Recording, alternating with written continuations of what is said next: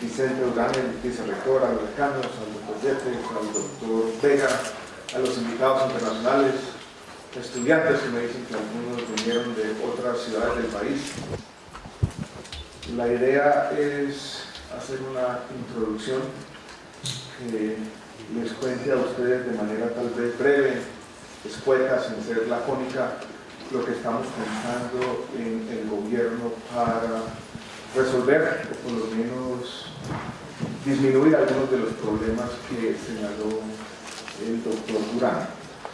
Quiero, antes de presentar de manera esquemática lo que estamos tratando de hacer dos comentarios, digamos, iniciales, como un pequeño paréntesis al comenzar.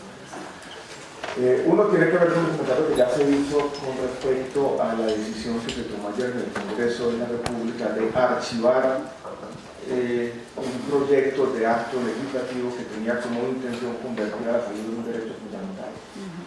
Y eso ha generado desde anoche, incluso tarde ayer en la noche en las redes sociales, inquietud.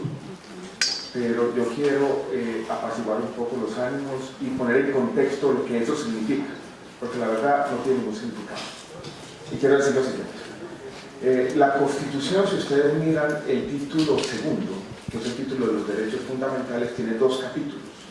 El capítulo primero habla de los derechos fundamentales y el capítulo segundo habla de los derechos económicos, sociales y culturales.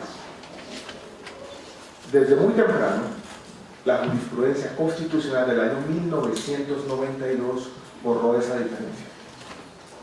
Y los derechos económicos, sociales y culturales, por diversas razones, entre la salud en particular por conexidad con la vida, pero también con otros argumentos, se convirtieron en derechos fundamentales. Y hoy en día en el país nadie discute que la salud es un derecho fundamental. La salud es un derecho fundamental, un derecho tutelable. Eso ha sido reiterado en los últimos 20 años de manera sistemática por la Corte Constitucional. Y eso tiene que ser el mandato fundamental para mí como ministro, para el gobierno, para todos quienes tomamos decisiones. Entonces quiero reiterar una vez más, ayer no se negó que la salud era un derecho fundamental.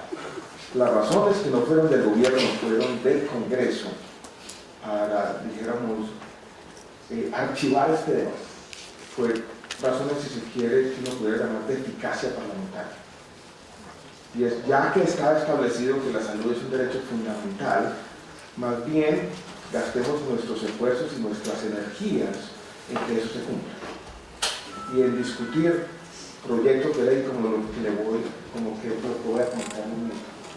Entonces, doctor Vicente Durán, yo creo que eso causa un poco de escozor dicho de esa manera, porque la noticia como fue presentada es como si se estuviera negando que la salud es un derecho fundamental. Eso no se hizo. Los argumentos fueron, digamos, de otro talante, y mal haría cualquier persona en Colombia, mal haría el ministerio, mal haría yo en desconocer lo obvio, lo que ya en Colombia se ha reiterado una y otra vez, y está dicho de manera elocuente, por ejemplo, en la sentencia T-760 del año 2008. Entonces yo reitero esta mañana, de manera vehemente, de manera clara, la salud en Colombia es un derecho fundamental. Ayer eso, la discusión que se dio ayer en el Congreso no pretendió en ningún momento negar eso. Había una pequeña discusión oblicua en ese proyecto, y yo creo que también vale la pena en aras de la claridad. Yo en el fondo soy un académico extraviado en esta ley de burocrática, si puedo hablar de pronto más claro de la cuenta, porque todavía no he hecho la transición completa al lenguaje burocrático. Pero en ese acto legislativo, en ese proyecto de acto legislativo, había al final, después de declarar la salud un derecho fundamental, una prohibición de la participación de entidades privadas en el financiamiento. De pronto era no suficientemente clara en la provisión de los servicios. Y yo en eso quiero ser claro. Uno tiene que separar las discusiones sobre el qué y las discusiones sobre el cómo. Entonces, un proyecto de acto legislativo que inflexibilice constitucionalmente la forma como se debe organizar un modelo de salud, que es precisamente el tema de esta conferencia, no conveniente con el país. Porque se toman decisiones desde la Constitución con una sola línea, sin advertir cuáles son las consecuencias definitivas. Entonces yo sí lo quiero decir claramente, fue mejor que se archivara esa discusión ayer en el Congreso. No se niega el derecho fundamental a la salud y se abre una discusión pausada, como tiene que ser, sobre cuál es la mejor manera de organizar el sistema de salud en Colombia, nuestro sistema de seguridad social en salud, para que se garantice, eso es lo que todos estamos de acuerdo, el derecho fundamental de la salud. Entonces quisiera dar claridad sobre eso. El segundo punto, lo voy a dejar para el final, era menor y tal vez me extendí más de la cuenta. Quiero entonces contarles cómo estamos organizando nuestra reflexión sobre lo que tenemos que hacer en el Ministerio, una reflexión que viene de atrás. Yo simplemente soy en una medida quien tiene que darle solución de continuidad a algunas decisiones que se habían tomado, pero también estamos haciendo cambios. Y para organizar de manera esquemática lo que estamos pensando hacer, yo quiero dividirla en 3 capítulos. El primero tiene que ver con lo que hemos denominado de manera genérica el flujo de recursos. El segundo atañe particularmente a la red pública hospitalaria. Y el tercer gran capítulo, que va a ocupar una parte de mis energías y una parte de la energía de mis colegas, tiene que ver con las reformas legales. En este momento hay 2 tipos de reformas legales. 2 reformas legales distintas en consideración y me voy a referir a ellas en un minuto. Tenía aquí una lámina que de pronto mostramos mañana que es interesante, ya entrando en el tema del flujo de recursos, que muestra un poco la dificultad y la complejidad, y yo diría la multicausalidad de los problemas que han llevado a que muchos recursos queden atracados en el sistema de salud. Lo digo rápidamente, sin querer ser exhaustivo. Hay deudas de las entidades territoriales con las EPS de régimen subsidiado que suman casi los 500.000 millones de pesos. Deudas de las EPS del régimen subsidiado con la red pública hospitalaria no han sido completamente saneadas, pero que pueden estar por los lados de los 2 billones de pesos. Deudas de las entidades territoriales directamente con la red pública hospitalaria, por el tema de los vinculados, como se llamaban anteriormente, o por el tema de la atención no post, que están por los lados de los 500 o 600.000 millones de pesos.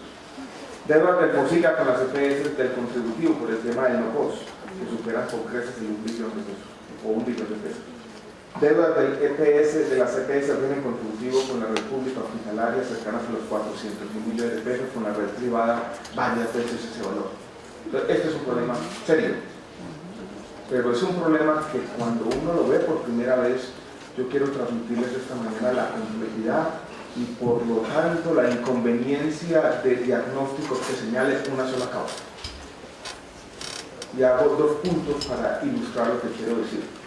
Si ustedes miran, por ejemplo, el origen de esas deudas acumuladas antiguas de las entidades territoriales con las EPS del régimen subsidiado, ¿qué hay detrás de eso? ¿Cuáles fueron las causas fundamentales?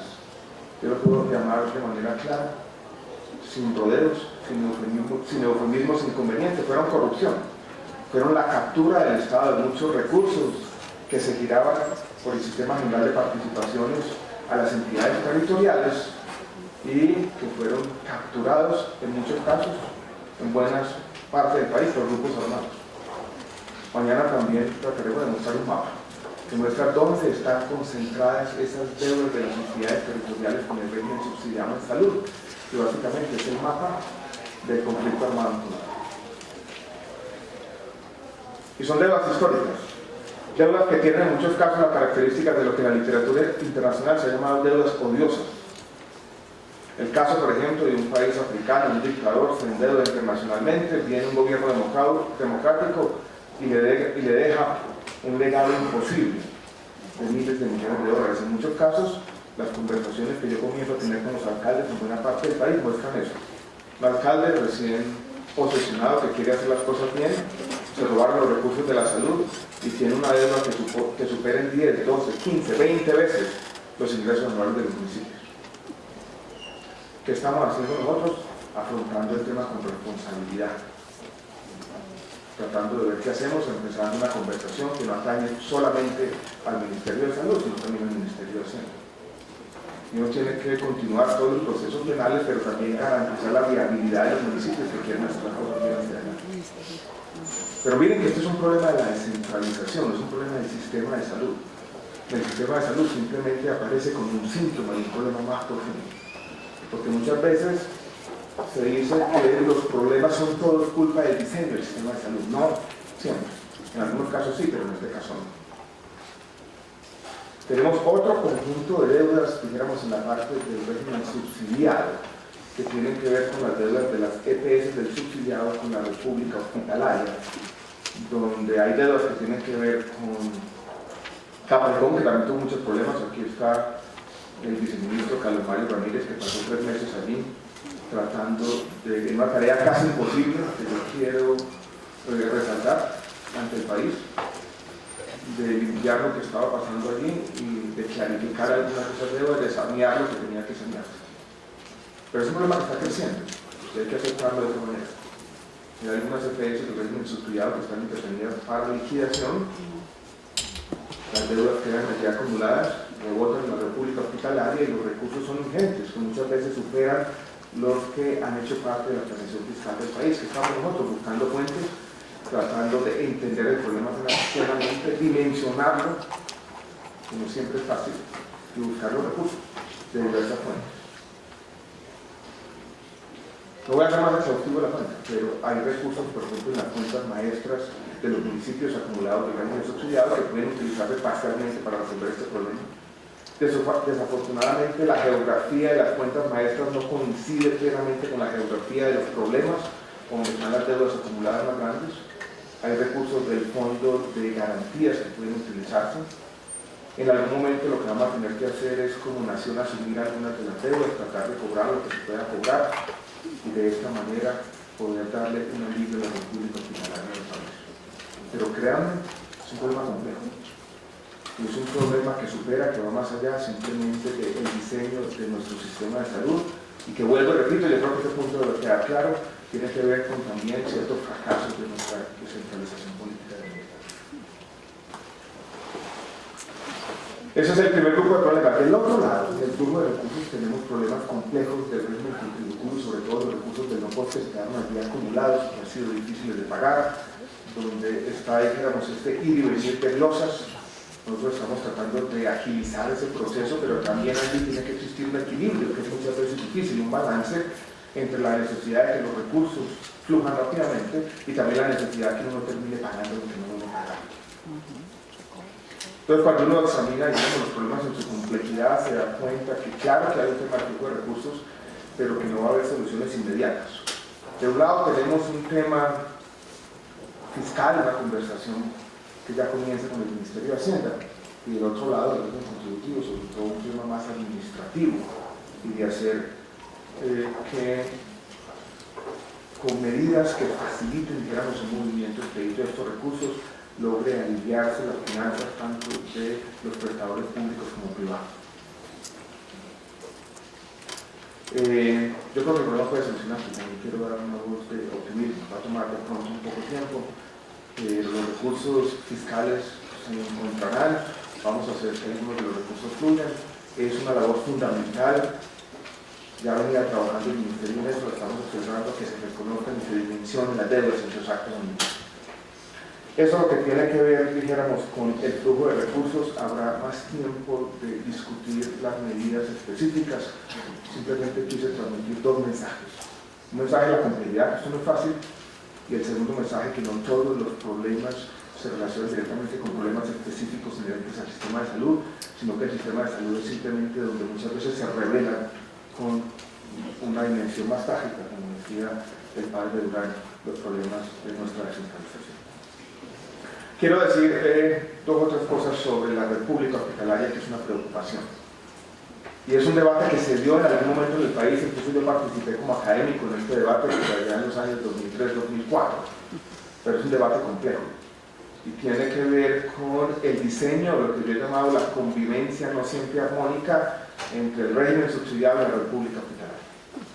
Entre un esquema de subsidios a la demanda y un esquema de subsidios a la oferta. Y esa integración de los 2 esquemas no ha sido fácil. Y por eso lo que hemos tenido en nuestra legislación es una trayectoria donde yo lo llamo del 30% al 60% al giro directo. Es la manera, dijéramos, de que uno convierta el régimen subsidiado en un camino largo para hacer lo que de pronto se ha hecho, y es cuidar los recursos, vuelvo repito, de una manera tal vez oblicua, muchas veces en un camino largo e ineficiente, pero de transferir los recursos a la República Hospitalaria. En eso lo que tenemos que hacer, estamos empezando, digamos, un trabajo en el Ministerio, es sincerarnos saber dónde, en qué regiones del país puede funcionar el aseguramiento en forma de régimen subsidiado, lo que sea, y en qué regiones del país no. Y necesitamos esquemas distintos, que en el fondo hagan lo que se debió haber hecho desde un comienzo, es subsidiar la oferta directamente. Con el doctor Carlos Mario estamos pensando, por ejemplo, que en los territorios nacionales juntemos los recursos de oferta y demanda en una sola bolsa y con un operador que maneje la atención primaria allí y que con un sistema eficiente de telemedicina o de telemedicina y de ambulancias aéreas logre atender la alta complejidad en otros lados. Pero allí, yo creo que en eso más o menos debe existir un consenso. El esquema del aseguramiento no tiene mucho sentido. Algo similar estamos pensando también para el Chocó, donde la Universidad Javes Salud en particular, la Universidad General, está empezando a tener un papel protagónico que nosotros queremos potenciar y ampliar. Y tener aquí un esquema distinto, más centrado en la eficiencia de los prestadores, que van a ser públicos y de alguna manera poder corregir esos otros problemas graves de economía política. No quiero hablar más de descentralización, pero simplemente quiero transmitirles que en muchas regiones del país los hospitales públicos se convirtieron en el epicentro del clientelismo y eso también impidió un buen funcionamiento del sistema. Empezamos un plan de saneamiento fiscal y financiero para la República Hospitalaria con la División de Apoyo Fiscal del Ministerio de Hacienda. Yo creo que podremos avanzar, pero tenemos necesariamente hacia adelante que evitar estos procesos, porque la economía política en los hospitales en Colombia es muy compleja. Yo sabía que era compleja, pero en estas 4 semanas extraviado en el ministerio me ha parecido aún más compleja de la cuenta. Pero lo que queremos es traer un poquito de sentido común, que el aseguramiento funcione donde tenga que funcionar y que la oferta se subsidie con buenas condiciones garantizando su eficiencia en otras partes de Colombia. Quiero hablarles entonces ahora de nuestras iniciativas legales. Y para claridad de todos, como la prensa a veces manda mensajes ambiguos, quiero contarles que estamos discutiendo 2 iniciativas distintas que vale la pena separar conceptualmente. La primera es una ley estatutaria que lo que va a tratar de hacer es de reglamentar de buena manera lo que dije al comienzo, que es un objetivo de todos, el cumplimiento del derecho fundamental a la salud. No estaba ahí.